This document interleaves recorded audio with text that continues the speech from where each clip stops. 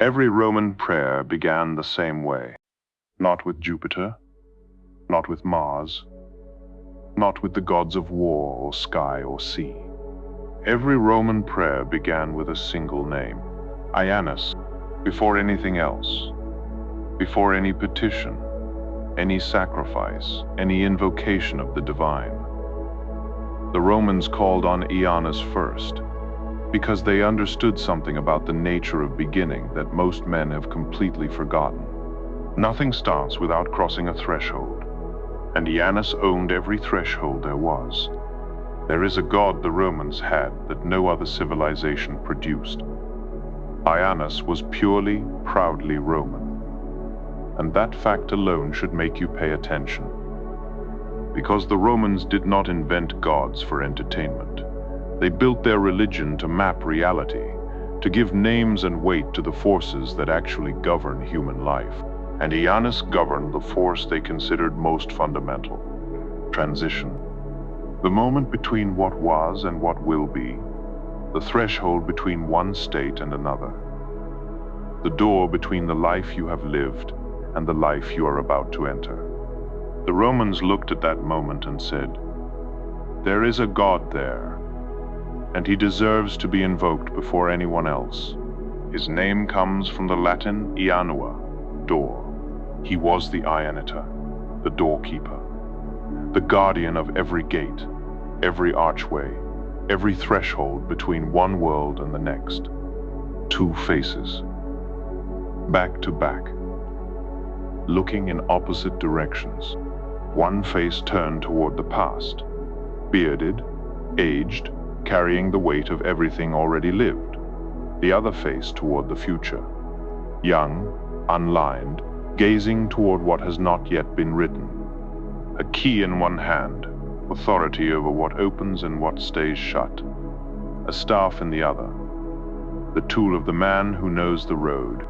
He was not a god of war or wisdom or the sea. He was the god of the between. Think about what a doorway actually is. It is the precise point where one reality ends and another begins.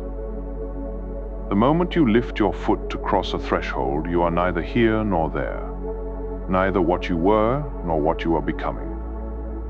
The Romans understood that this moment is not empty.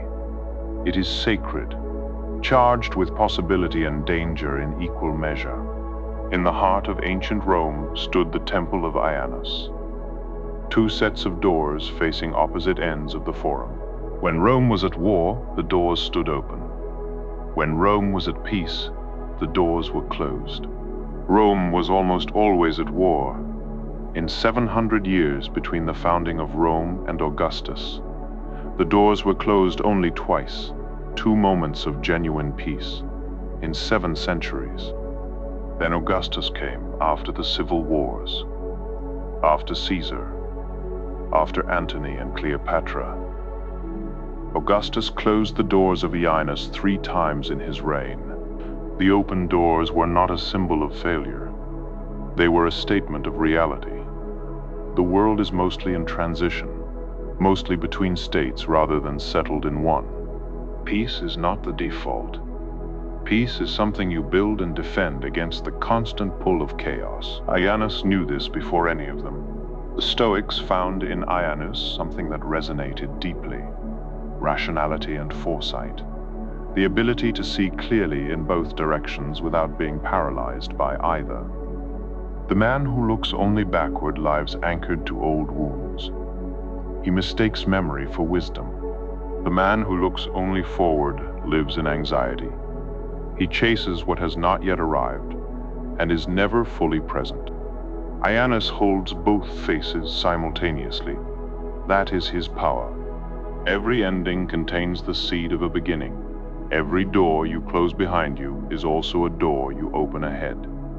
The man who cannot leave a place can never arrive anywhere new, but the man who leaves without looking back carries no map. Do not flee the past. Do not worship it. Hold it in your left hand while your right hand holds the key to what comes next. Think about the transitions in your own life right now. A career changing, a relationship ending, a version of yourself that no longer fits the man you are becoming.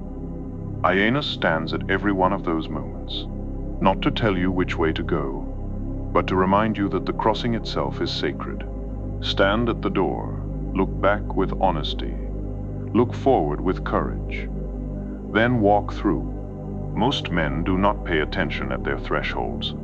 They stumble through transitions. They let endings happen to them, rather than choosing how to leave. They begin new things without looking at what they are carrying from the old, and then they wonder why the new chapter feels like the last one. The two faces are not a contradiction. They are the complete picture of what a wise man looks like at a moment of change. Whatever door you are standing at right now, look back without regret. Look forward without fear, and cross it like a man who knows what he is doing and why. The gate is open. Walk through it. Memento mori. Every threshold you cross brings you closer to the last one. Make sure what you are building on the other side is worth the crossing.